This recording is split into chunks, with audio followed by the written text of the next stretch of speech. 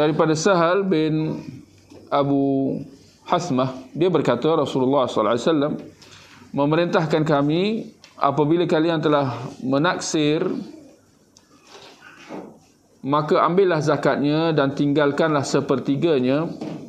Apabila kalian enggan meninggalkan sepertiganya, maka tinggalkanlah seperempatnya.